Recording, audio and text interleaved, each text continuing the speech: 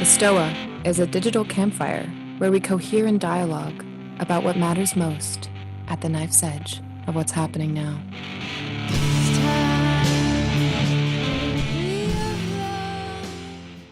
All right, welcome to the Stoa, everyone. My name is Aaron Rogerson, and I'm here with Alyssa Polizzi. Today is the final event in the Shadowplay speaker series, which has been a collection of discussions with the extended Jungian community and beyond, where we hope to explore a wide range of topics regarding the shadow in all its forms and manifestations. Today, we are joined by Michael Meade, mythologist, storyteller, host of the Living Myth podcast, and founder of the Mosaic Multicultural Foundation. So today we're going to have a discussion with Michael for about 30 minutes, followed by an audience Q&A. So please throw your questions for Michael into the chat, and we'll call on you to ask them during the Q&A portion of the session. This is going to be recorded and posted on YouTube. So if you don't want to be on camera or have your voice captured, just communicate that in the chat and we will read the question for you. Also, because we're recording this for YouTube, we ask that you turn off your video during the discussion, and then we'll bring back audience video for the Q&A. So go ahead, and if you have your video turned on, please turn it off. Thank you. Okay, so hello, Michael. How are you today? I'm good. Good to be with you. Good. It's great to have you here. So this speaker series has been focused on the shadow. And just for anyone who's joining us who might be unfamiliar with the concept, how would you describe the shadow in your own terms? Well, it's an essential part of the manifest world. The shadow is as essential and as universal as the fact that night follows day. So everything that exists has a shadow. And so in psychological terms, I guess you would call that the archetypal shadow. I think that's what Jung called it. So if you go at it through psychology, you get probably the companion would be the archetype of the deep self, which is like the universal all-knowing self, the connection to the origins of life and the connection to the divine. And then that has to have a shadow. And so that's the archetypal shadow. In religions and in literature, I guess you would see it as the devil or as the perennial bad person. Going back to psychology, because each person has a persona, each person has a shadow. And so what intrigues me most about shadow is how wherever you have power, you have the shadow of power. Wherever you have ideals, you have the shadow of those ideals. And then making that psychological, a child has to grow up within a family which has its own ethics and its own imagination, I guess, or in a community or society. And so certain things about the child will be not acceptable to the parents or to the community. And so those things get repressed and they become the shadow of that person. And then, so that happens early on in life. And then when it comes to being a youth, a young person, that's usually when there is some manifestation of a person's shadow. They say that youth take risks because they think they're immortal, but that immortality has a shadow. And so during youth, people will often do things that otherwise would be considered dangerous or destructive. And so the shadow is an active part of each individual. It's an active part of culture. And so here in American society at this time, the shadow is on display 24/7. The shadow exists in bigotry and racism. And so now, like Black Lives Matter and the new struggle for civil rights again, are really struggles against the shadow of a white culture, but also of the pretension and the ideals of the culture. So as soon as you say we're a free society, you have a shadow of that society. And then maybe to cap it off, psychological growth involves facing and integrating one's shadow. So in order to grow as a person, in order to grow as a community or as a nation, aspects of the shadow have to be faced. That's some of the ideas around it. Thank you, Michael. What is the relationship between mythology and the shadow, and how do you believe that mythology can work as a vehicle for us to understand and integrate shadow material? So what is hard to understand and what even psychology can fail to express is expressed in mythology. I mean, in the modern world, myth has now a shadow existence because people think myths means something false, whereas originally myth meant emergent truth. So the shadow of myth is now what most people know. Myth basically means stories, but it often means creation stories. And so when it comes to creation, the shadow of creation is disorder or chaos. And so in myth, you always have the shadow side being shown. You always have the issues of good and bad. And so myth is like a place where you can see it in a narrative form, and you can study it and even enter it in a way that's different from dealing with one's own, the shadow of one's own ego, or even the shadow of one's own society, because it gets back to the archetypal shadow. I don't know if that helps, but myths are, of course, a series of lies that reveal the truth. That's a way to understand myth. It's never factually true. It's not trying to be. It's about the deeper truths. And so all the great old myths have big shadow figures in them. And that's the way we can intuit about our own shadow. Can you speak a little more about these characters of mythology or these stories of mythology that explore myth very saliently for us? I know you mentioned the devil, but what are like some prominent shadow myths? Some prominent shadow myths or prominent shadow characters from mythology? I guess I don't think of them so much as shadow myths, but it's there. So that, for instance, go to ancient India. And so what you have at the beginning is let's say, Vishnu is dreams up the world. Vishnu is the god who dreams up the whole thing. And part of the dream of the world that Vishnu has involves the appearance of Brahma. Brahma is like, Vishnu dreams it up, and Brahma is like the active creator. And Brahma arrives carrying the Vedas, the ancient books of knowledge. And he shows it to Vishnu. Vishnu is taken by visions and dreams all the time. He starts reading the Vedas and falls into a visionary state, and he drops the Vedas. And where do they fall? They fall into eternal darkness, with the shadow of the dream of the world that he just had. And so then Brahma says, you dropped them, you got to go get them. So Vishnu turns himself into a fish and descends into the dark eternal waters from which creation came. And when he gets down there are the Vedas. But before he can get to the Vedas, there's a demon. And so then Vishnu has to struggle with the demon to get the Vedas, the books of knowledge, back. So there's the metaphor right there. There's knowledge hidden inside each person. There's the inner book of wisdom that was the inheritance of each soul coming into the world. And it's ours, it's in us. The thing that people are seeking outside is hidden within. But in order to get there, we have to descend into the darkness, which is the shadow area, and there will be some kind of a demon that has to be dealt with in order to get to the wisdom that's at the bottom of the darkness. And there's one story from India. Do you believe that rituals and rites of passage are born from these mythological stories almost as like an embodiment or an enactment of this kind of wisdom that comes from the psyche? And if you believe that's so, are there any particular myths or story that really showcase that sense of ritual and rites of passage for us as a community?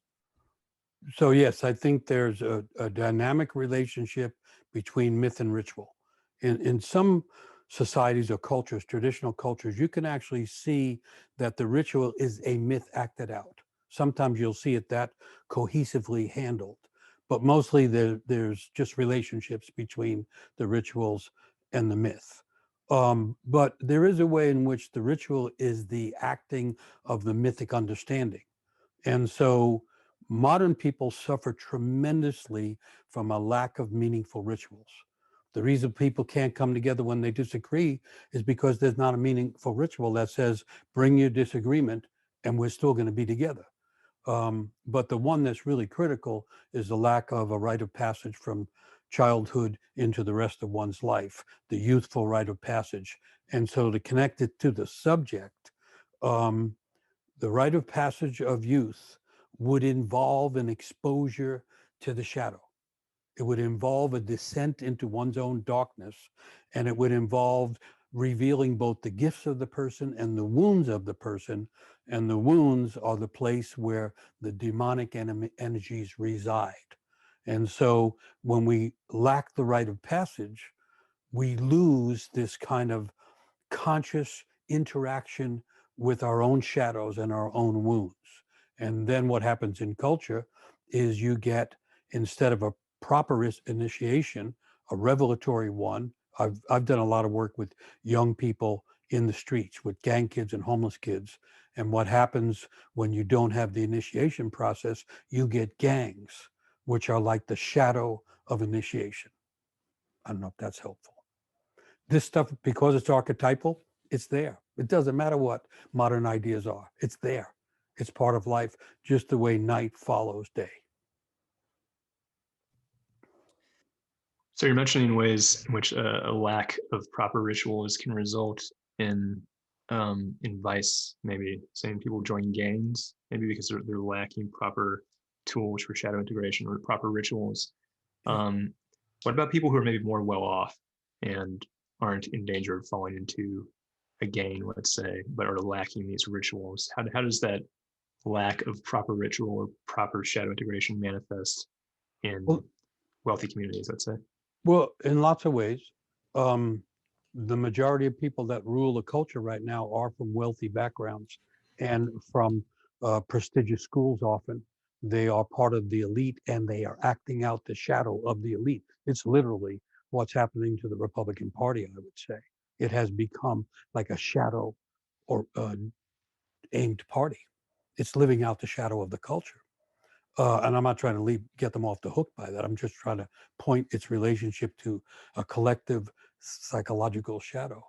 But when we were working with, doing a lot of work with gangs back when you could work with people, you know, being physically present, we would bring young people from wealthy communities into the same retreat with gang members. And what we found was, and it's not always the case, but it was an interesting thing, that the kids coming from the street and the kids coming from the barrio and from the hood are on fire. They're caught up in a red fog of fire because they're really abandoned by the culture. The kids coming in from for lack of a better phrase, the white culture, at the educated level, were in a white fog. They were in almost a passivity by relationship to the kids coming from the street. And so we started to see it as two different fogs: the fog of intensity and violence and heat, and the fog of alienation and distance and depression. And so that's one way it can work. It's gonna find its expression somehow. And then we found the third, because things usually come in threes, that's what mythology says. And we found the third thing was the black fog, which could occur to either the kids from the hood or the kids from the wealthy neighborhood. And that was the suicidal dark fog that comes in like a big black shadow when someone feels they're not worth anything inside. Michael, do you have any thoughts on the loss of mythology in the current day, whether that's through religious traditions or cultural traditions? And, what is the consequences of us not having that mythological undercurrent to ground us in life? Well, it's one of the biggest undermining influences in modern life as far as I'm concerned. So like our podcast is called Living Myth, and the point is to say we are living in myth with myth. It doesn't matter if people know it or not, and it's there. And so one of the old questions is, which story are we living in? Which myth are we living in? And as far as I can tell, we're living in the myth of apocalypse, where the myth of the end of an era, which is also the beginning of an era, but people don't see that part. And so not knowing that we're living in the end of an era, that we're living in a myth of collapse and renewal, causes many people to think that the world is actually coming to an end. And it causes people to act out the shadow of creation mythology. And what I mean is, when you look at the extremes in the January 6th insurrection in Washington, D.C., that thing, a lot of those people thought they were coming to uh, the beginning of the end of the world. And they're willing to participate in that and do destruction. Destruction is part of the dynamic of the shadow, based on not having real mythology and therefore falling into a shadow type of mythology, which has all the shadow issues in it, in the sense that destruction and violence are acceptable, and it's exclusive, denying people of color, denying people that aren't part of um, the conspiracy. A conspiracy is what happens when you don't have a living myth. I'm curious because you brought up the apocalypse myth. Do you also feel that there are threads of like the flood myth that is very prevalent nowadays, more of this all-encompassing nature's destructive principle that also kind of wants to come in and wipe the slate clean? I think that nature and culture both fit into the apocalyptic story, so that there is a collapse of culture and there is also a collapse of environmental systems. And what's important to me is, in mythology, the world can't come to an end. It ends and begins at the same time, the way a forest does. So that gives me a better sense that nature will recover under the right circumstances, and culture could do the same. And so, but at the same time, yeah, I think flood stories apply. There's never just one story. Where I see the flood story right now is the seemingly unending flood of data, information. Information is a flood. We don't need more information. We need more knowledge. We need more wisdom. We've got the flood of information. It looks like we'll have it for a while. But yeah, I think we are in the flood times, and flood times were an end time myth. But if you follow the myths of the flood, it renews again. And it renews from small hidden places. So they both apply. So I think this is what you're saying, if I'm interpreting you correctly, but in some sense, we can't live without myth, or we cannot live outside of myth in some sense. And are you saying that you think perhaps we've discarded evolved functional strong myths, and we've only replaced them with crippled, sort of weak, dysfunctional myths? Is that kind of the pattern that you're I speaking think to? that's part of it. That's part of it. I call it garbage mythology, or diminished mythology. And so when something falls, so one of the ways I think about modern life is that we've lost the sense of vertical imagination, the verticality of life. With the World Wide Web and all that kind of stuff, we have a lot of horizontal connection.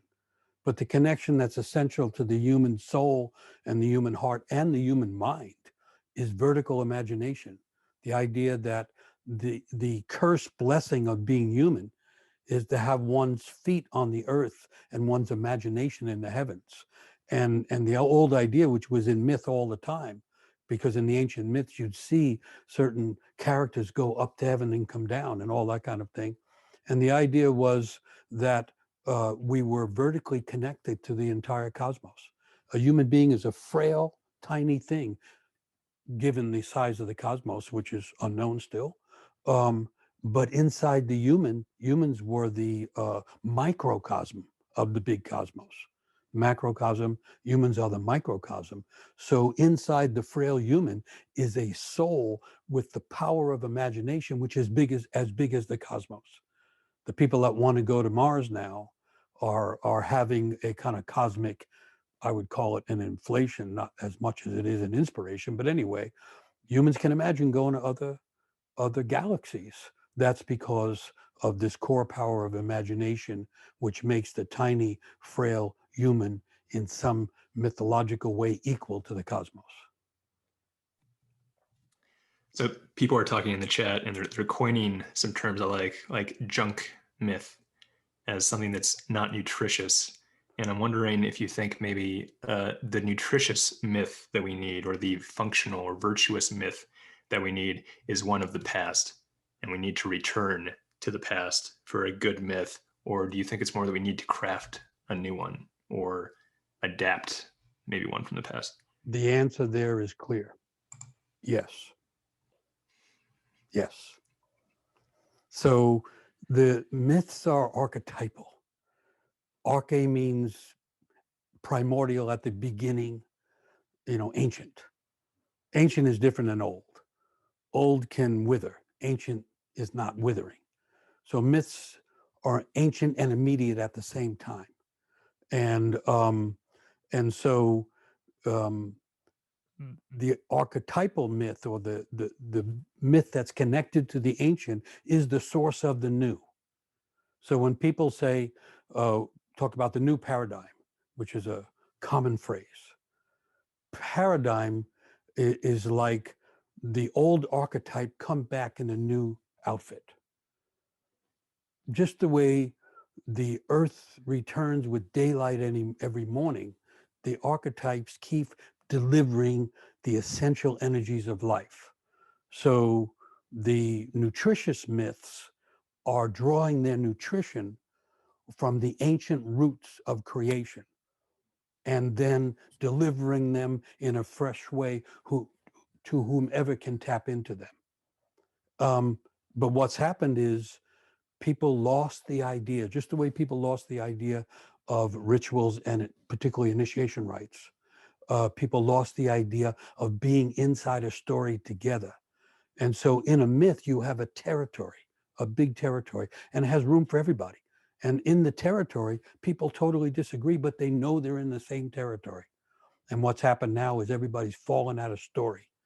And everybody's fallen into a fractal, fractured world where people have slivers of story and out of desperation claim it's the only story. And we've lost that bigger, integrating, connective story. But the stories don't disappear, just like energy. It doesn't disappear. It's available. And so it's ancient and it's immediate. It works both ways. If I tell an ancient story, everybody finds their place in the story as if we were all ancient. And then people come up with new ways to interpret the story as if we're all also immediate. Michael, have you seen any modern iterations of ancient myths expressing these archetypal structures in a way that you feel really serve the community or guide individuals through initiation and rites of passage? Oh, yeah, I think it actually happens a lot. Strangely, what came to mind when you said that was Black Orpheus, which is a movie. It's not contemporary right now. It's a black and white movie. I forget when it was made, but I saw it, back in the 60s, I guess. And it takes the story of Orpheus, who goes to the underworld, and it sets it in Brazil in the time of Mardi Gras, what we call Mardi Gras, in the middle of festival. And the devil as shadow appears and threatens is trying to drag the beautiful young woman who's getting ready for the Mardi Gras. He's trying to drag her into the underworld, a la the old, myths of Greece. And then the so-called hero is a musician, singer in love with the young woman, and he has to follow into the underworld to bring back the beautiful person, which is beauty itself. Anyway, that was a film that so accurately made a new version of an old Greek myth, set it in Brazil in Mardi Gras and populated it with people of various colors, as you find in Brazil, and it translated in a brilliant way. So that's what came to mind, because it fits the shadow story also. But yeah, literature does it, sometimes dance does it, music picks it up sometimes. What I would say is myth is trying to live into the world through us. And people who are creative and allow themselves to be pulled into big imaginations wind up expressing aspects of myth. Do you It's trying think to live. that? Good. Sorry. Do you think that rituals and rites of passage can be properly executed over the internet, like in a Zoom room like this? Or is that sort of a fool's errand and these things really need to be in person? I'm going for the yes answer again. So uh, um, before the solstice a few months ago in December, we do typically Mosaic, we do a public solstice ritual, winter ritual at solstice time. And we really wanted to do it, but we couldn't bring people together. It would be like a death ritual if we did. And so we, after faltering and stumbling, we did it online. And we created the shrines that we could use to represent loss and even death and memorial. And then a shrine of forgiveness, which we felt was essential in order to get to the central shrine, which was the shrine of the renewal of life, as in solstice. We did it online and totally worried about it and somewhat skeptical about it. And I would have to say, based on our experience making it and doing it, and feedback, and the fact that thousands of people showed up online, that it actually works. It worked. It's different. There's a lot of things you find out that are different about it. Like when we do ritual, we're trying to do something that's very ancient, which is to say, you don't actually know everything that's going to happen. And things happen that no one foresaw, because like in Africa, they call it luring spirit into the moment. And so you have to keep it open, which means it's not all fixed. Most people's experience of ritual is really solemn Protestant ceremony. Ritual is open to the unknown. That's the whole nature of it. And so that was harder to do online, although it did happen. So yeah, so we're actually working on another ritual we're going to do online in May as a way of experimenting. And I think one of the ideas inside there is that when it comes to essential things like myth and ritual, you can't destroy them. They can find their ways even into a Zoom room. Thank you, Michael. So we're going to transition to audience Q&A. So if everyone would like to turn their camera back on, let there be light here at the Stoa. And just FYI, we probably won't get through all the questions depending on how many there are, and we're not going to go in order necessarily, but we're going to start off with Duncan. Your question got upvoted a couple of times. Do you want to unmute yourself? Hi there. Yeah, so the question that kind of came to my mind is that it seems that in the absence of having myths or rituals, that a lot of the ways people's shadow are coming forward to go fight other people's shadows. And then this is creating a cycle of then fighting back against each other's shadows back and forth. And I wonder, what are examples of myths or rituals of redemption or forgiveness or healing that might be useful for these times, so that we can see each other's shadow and not try to destroy it with our own? Thank you. Really good question. And implied in the question, the way you asked it, is the idea that the shadow has to be present and manifest in order for the redemption to happen. So that if you do a ritual, everybody's nice, you don't redeem much. So like Vishnu, who has to go all the way into darkness and face a demon. So All right, so I'm caught between talking about rituals and talking about myths. Um, Myths and even folktales and fairy tales have a lot to do with redemption. But what they do is imagine redemption as little things, not the big kind of religious redemption that's at the end of the world. You know, when you go to heaven, you get redeemed. The old idea is redemption is trying to happen today, right now, but in smaller ways. Um, so again, I'm caught between the myth and the ritual. I want to say something about what's called ritual of conflict rituals. It's a completely forgotten idea, and yet it existed in all cultures at one time. That is to say, people come together who per se do not agree, and there's an existing conflict, and then a ritual is made to contain the conflict and transform it. And we've been working with that for 35 years, not in big public ways because it's very hard to do in big public ways.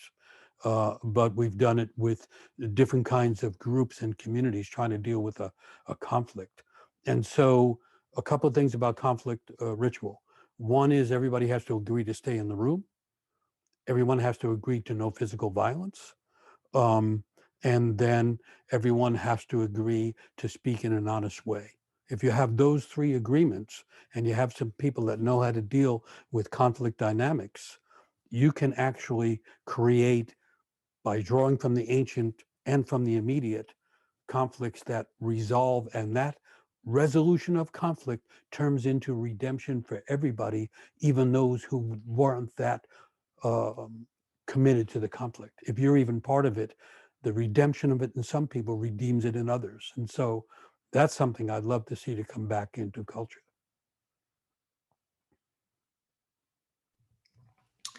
We're going to go to Janice, if you'd like to unmute yourself.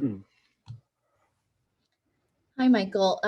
So my question is, I wondered if you could speak to failed rites of passage, as in would you consider trauma, for example? I think I've heard you say this or read it somewhere that trauma is like a failed rite of passage, but also what modern people could do to create some kind of positive initiation rituals rather than to have trauma be sort of our unfortunate go-to.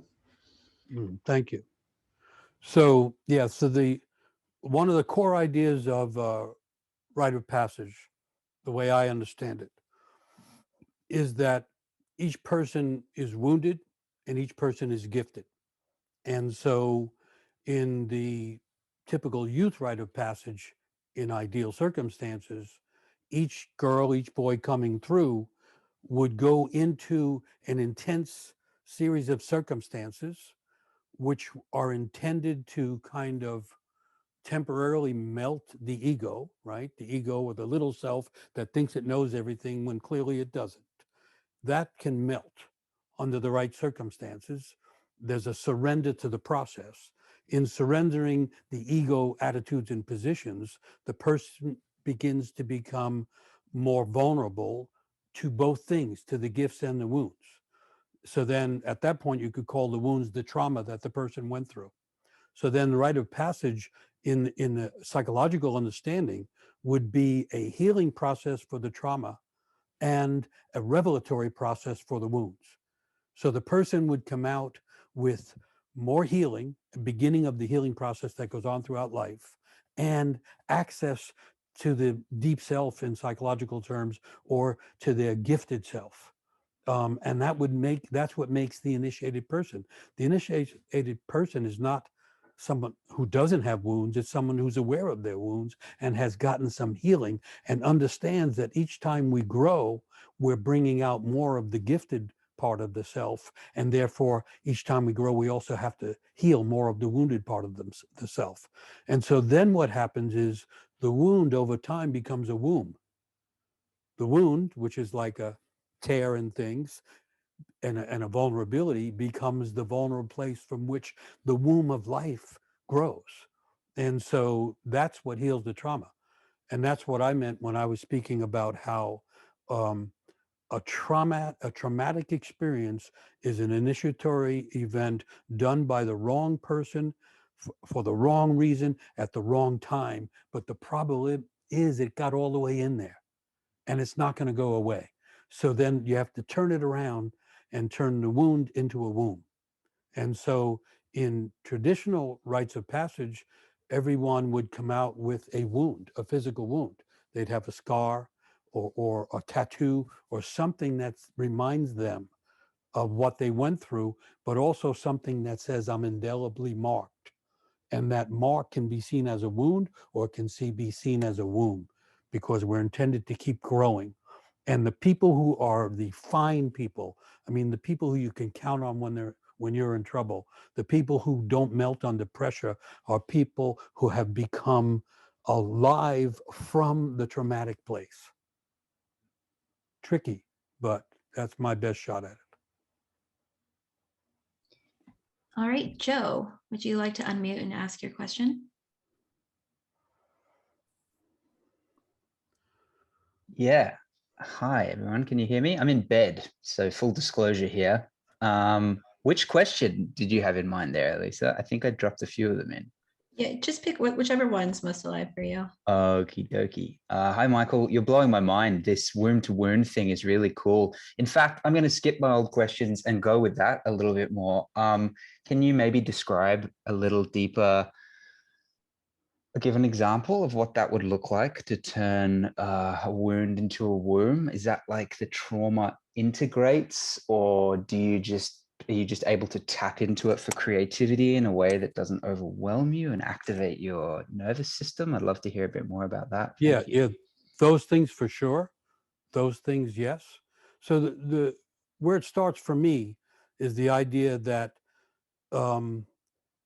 the deepest gifts and the deepest wounds reside in the same place.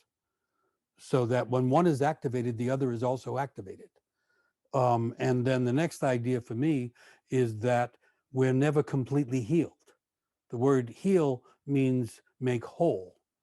And each, they used to say, each initiation qualifies us for another deeper initiation. And so healing works that way too.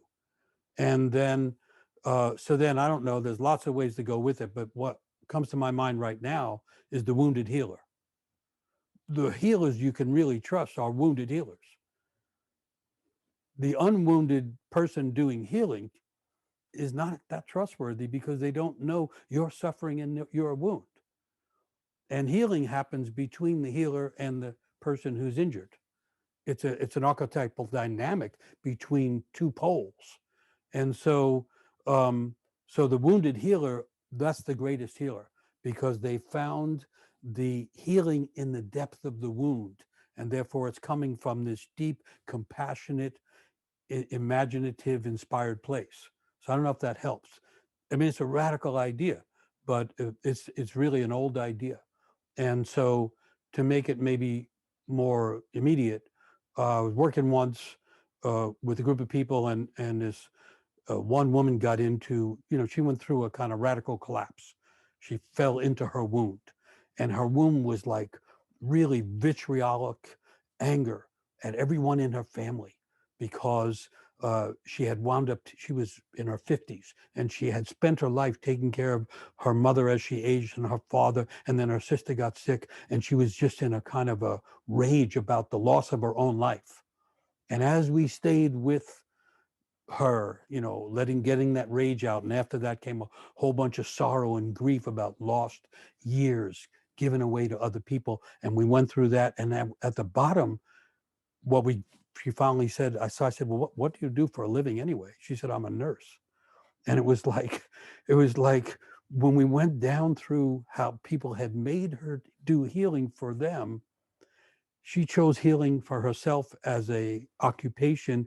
And when we got all the way down through the wounded areas, we got to the fact that her natural gift was healing and being a nurse, and it just had been mishandled by everybody in her family and herself.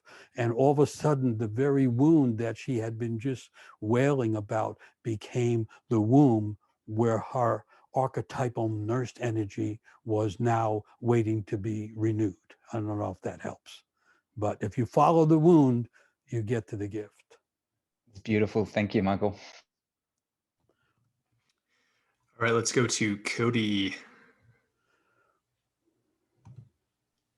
Oh my God, I'm just writing down so many beautiful words that are being said. Thank you, Michael. You said something earlier with a resounding yes, that yes, we've got to go to the past for the myth. Like that's where they are. And I really love that. And I've heard you, on other podcasts, speak of some of the myths that you've learned in your, from different cultures over the time. And I agree so much with this, as I've looked into the past and like, I was interested in Buddhism. And then I look into it further and deeper and I'm like, oh, Bon was before then. Oh, Bon has a lineage of 18,000 years. And the further we go back, we realize, oh, we know nothing. We know nothing. There's so much older and so much deeper and wiser. And so the question is, in your explorations and just studying myths, what is one of those oldest myths that you found that we need to be remembering, especially now?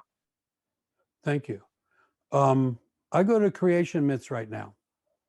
So just to put psychology and mythology back together, Carl Jung, one of the greatest psychologists, certainly of the modern world, shamans and all kinds of people were the great psychologists of the ancient world.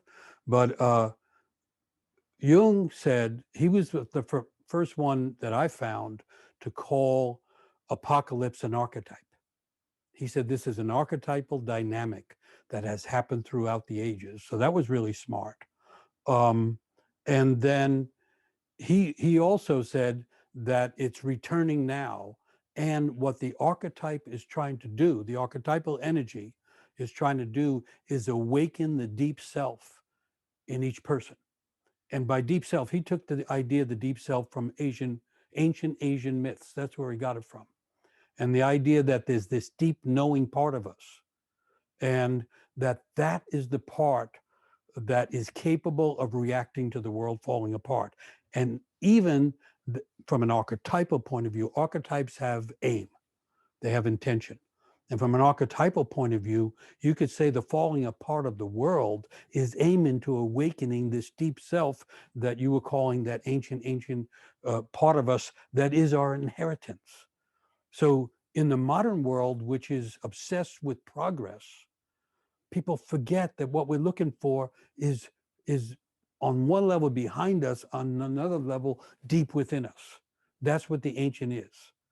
The modern human may not know it, but they are a production of the ancient archetypal energies, and every person inherits the treasury of the human soul. And so the reason we can find an old myth and be moved by it is because the ancient is in us. And so I go back to creation myths. And I'll say one more thing about that.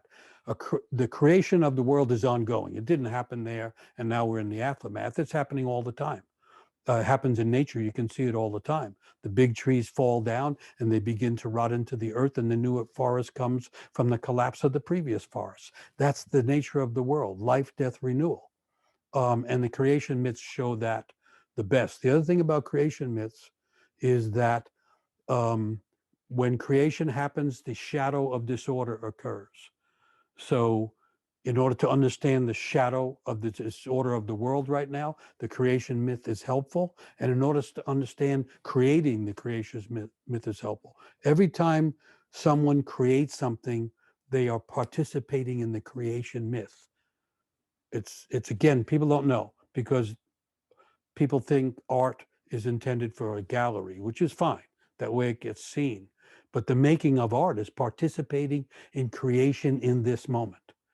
And so part of living at this time, I'm kind of modifying Jung, would be that we're being called to participate in creation. And each person has a capacity to create something. And every time someone creates something, they're adding presence and meaning to the world. And that's a really important job right now. And it doesn't matter which ancient tradition you want to go to. When you get far back enough, they all work. All right, next question. Tal, do you want to unmute yourself? Sure. Hey, Michael, thanks so much for sharing so much wisdom. I saw you speak a few years ago, and you talked about the genius myth versus the hero's journey. And I was wondering if you could talk more about the shadow of the hero's journey, because I feel like that's such a obsession in our culture, both for personal development and in our pop kind of culture.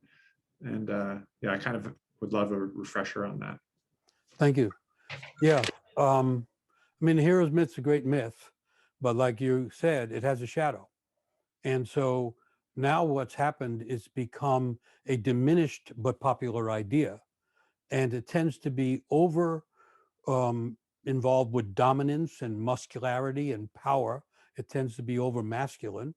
And it tends to be more too intensely connected to the outer world, so that you get people wanting to act out the hero or thinking that the intention of the myth is to do something in the outer world. So that's one issue I have with it.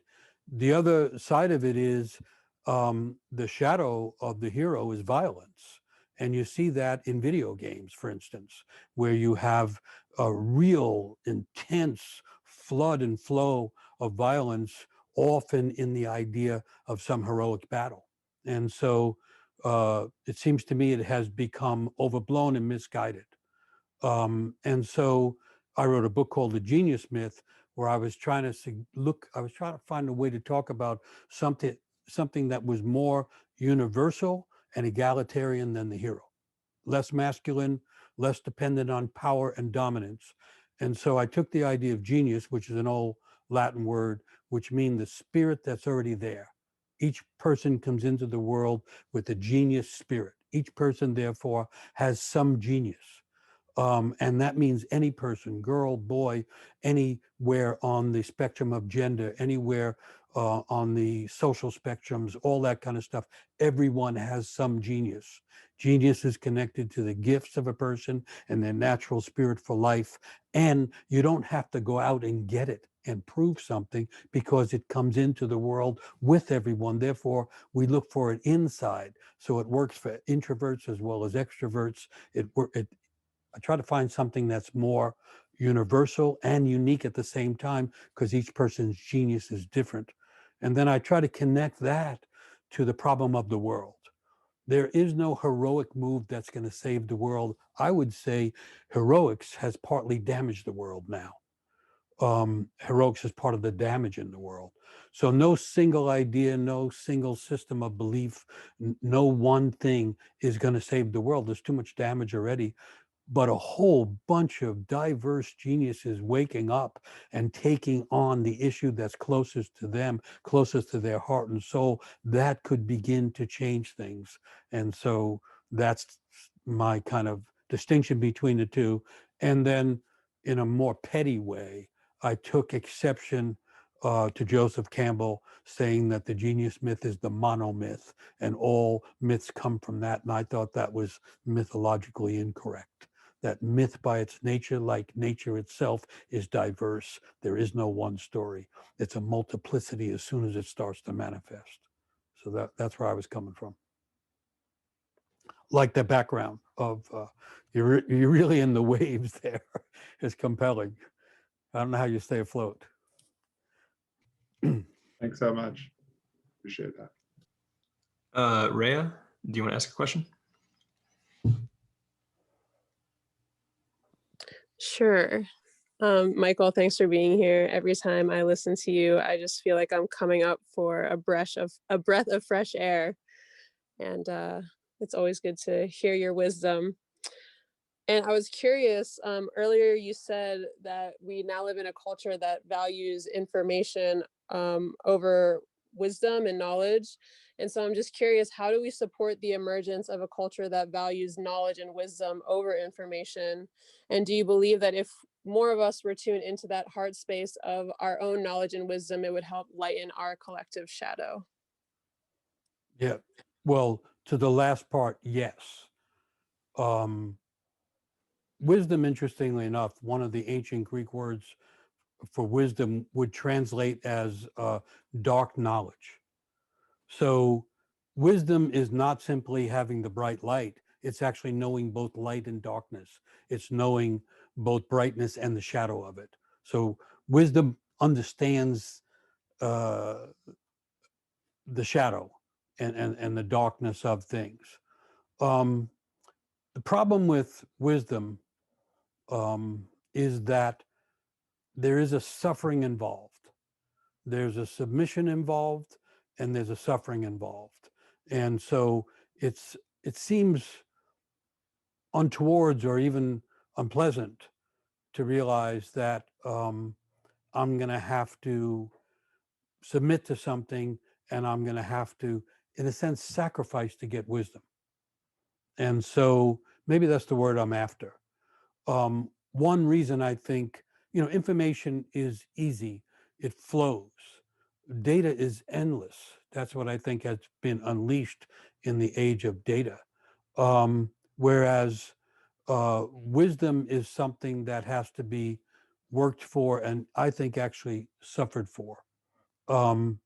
So I think it's a challenge to the contemporary world where people don't realize that some of the most important things require sacrifice. Now, sacrifice is different than hurting oneself, or it doesn't have to be a big thing. The word sacrifice from the Latin sacrifice, it means to make it sacred. And so there's very little sacred I can find in data. Knowledge begins to be the area where the sacred can show up. But I don't know what else to say about it, except that it requires some kind of self-sacrifice to stay with something long enough that the wisdom of it begins to appear. I would also, if I go mythologically with it, there's a lot of stories that would suggest that everybody's born with some wisdom, and the trick is awakening to it. I found a tribe in Africa that I could study, through anthropology. I never met them, but I studied aspects of the tribe through anthropology. And I found this amazing little paragraph where someone in the tribe, one of the leaders, was saying, when we initiate young people, we're trying to awaken the wisdom in them. And when we initiate elders, we're trying to reawaken the dream in them. And that just really struck me. I'll never forget that. So we all have some inner wisdom. And in mythological terms, the obstacles in life are there not to stop us, but to push us into the wisdom we're already carrying. Native Americans called the inner wisdom your natural medicine. Everybody has medicine and wisdom. How do we get there? So rituals was one way to get there. You would, instead of waiting for life to knock you down, you'd set up a ritual where you get buried, or you set up a ritual where you struggle, you go deeper inside. So the modern world is very rapid, fast, and extroverted, and aimed at the commodity life, materialism, and wisdom is found in the opposite direction, in the deep inner reposes of the soul.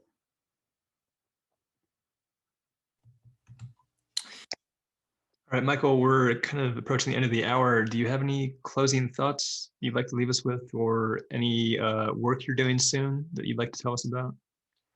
So the reverse order, the work doing soon, we're starting a new series in a couple of weeks called Personal Myth, where I'm going to do 2 evenings on the story that everybody brings to the world that's trying to live through us out into the world, which is our way of contributing to the world.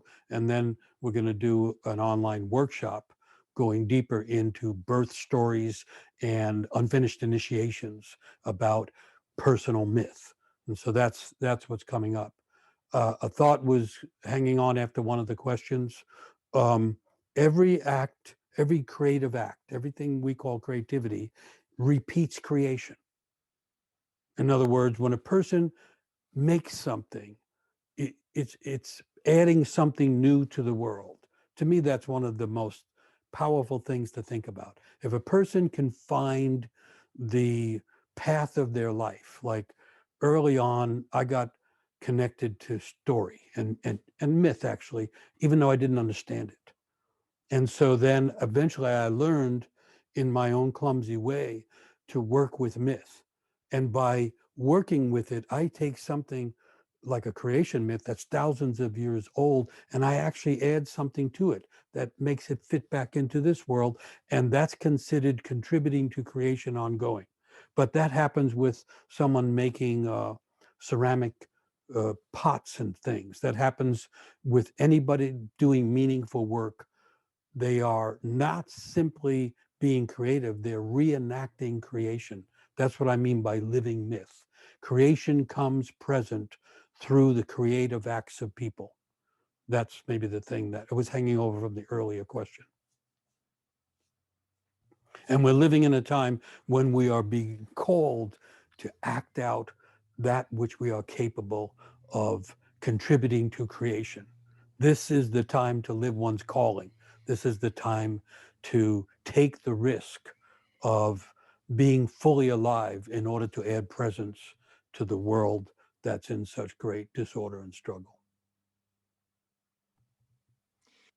All right, let's give Michael a round of applause to thank him for coming and speaking with us for so long. I really appreciate it. Just some quick announcements. Maybe the end of the Stoa party is going to be on March 21st at 6 p.m. Eastern time. Alyssa is posting some links in the chat, so this might be the end of the Stoa. And accordingly, if it does end, Alyssa and I are going to keep doing our work. So if you'd like to follow our work, you can follow us at goldenshadow.org. We are launching our own events, our own platform, our own workshops in this vein.